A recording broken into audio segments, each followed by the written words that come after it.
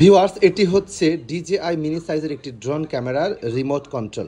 So এই কন্ট্রোলারটি কিভাবে আপনি রেডি করবেন দেখতে পাচ্ছেন। প্রথমে হচ্ছে কন্ট্রোলারটি রেডি করার জন্য এই যে হ্যান্ডেলিং রয়েছে, অর্থাৎ আপনি ড্রোনটাকে যে নিয়ন্ত্রণ করবেন তার জন্য একটা হ্যান্ডেল বার, এটা আপনি খুলবেন। খোলার পর এই যে এখানে লাগাবেন, এখানে এটা একেবারেই স্মুথলি লেগে যাবে, অর্থাৎ এটা নাটিং এই যে পেচ সিস্টেম, এই পেচের কারণে যখন এই পেচে পেচে লাগবে দেখেন তখন কিন্তু এটা অটোমেটিক্যাল লেগে যাবে।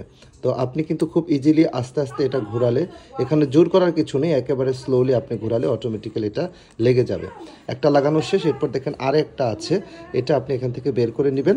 নেওয়ার পর তারপর এটাও আপনি সেম কোয়ালিটি সেমভাবে সেম সিস্টেমে আপনি এটা পেঁচিয়ে পেঁচিয়ে লাগাবেন। পেঁচিয়ে পেঁচিয়ে লাগানো শেষ হলে মোটামুটি হলো। এরপর হচ্ছে আপনি কিভাবে এখানে মোবাইল সেট করে আপনি ড্রোনটা উড়াবেন, তার জন্য আপনাকে এই কাভারটি খুলতে হবে।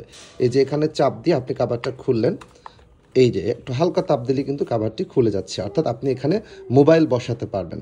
সো এই মোবাইল বসানোর জন্য এটা কিন্তু মোবাইলের সাথে যে আপনি একটা কেবল লাগাবেন সেই কেবলটা এখানে দেয়া আছে। যদি দেখেন এই যে কেবল, এই কেবলটা আপনি খুলে নেবেন। এই কেবলটা খুলে নিয়ে এই যে একটা তার দেওয়া আছে, এই তারটি মূলত মোবাইলের যে পেছনে লাগাবেন, লাগানোর পর এখানে মোবাইলের সাথে রিমোটের সাথে কানেক্ট করার পর এখানে আপনি হচ্ছে কন্ট্রোল করবেন। এই যে আপ অ্যান্ড দুটো একসাথে চাপ দিলে কিন্তু স্টার্ট হবে, ছেড়ে দিবেন, স্টার্ট হলো ড্রোনটি। এরপর কিন্তু এখানে চাপ দিলেই ফ্লাই হয়ে যাবে। তারপর আপনি এখানে সামনের দিকে দিলে উপরে এবং পিছনের দিকে দিলে ড্রোনটি নিচে নামবে, আর এদিকে হচ্ছে ড্রোনটি বামে যাবে এবং এদিকে দিলে ড্রোনটি ডেনে যাবে। তারপর এখানে ক্লোজ চাপ দিলে হচ্ছে সামনে যাবে, আর এখানে আসলে ব্যাকে আসবে।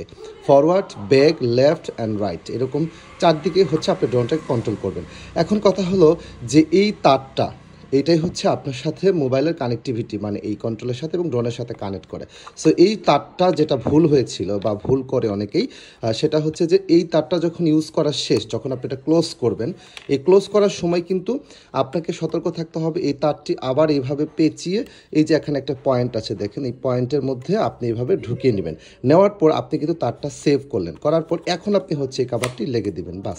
তাহলে কিন্তু এটা হচ্ছে পারফেক্ট এবং সঠিক নিয়ম, এটা করলেন। কিন্তু তা না করে আপনি হচ্ছে এটা ব্যবহার করছেন, মানে ওই যে নাও ফুরালে মায়ের আর কি দরকার, আপনার উড়াউড়ি শেষ, এখন এটার দিকে আর হুঁশ নাই।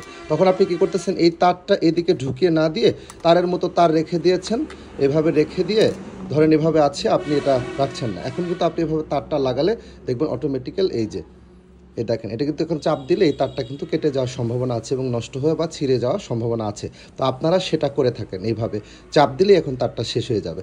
তো সেটা না করে আপনার করা উচিত ছিল যে এই তারটা হচ্ছে ভিতরে ঢুকিয়ে একেবারে পিনটে পয়েন্টে দেওয়ার পর তারপর আপনি এটা লাগিয়ে দিতে হবে।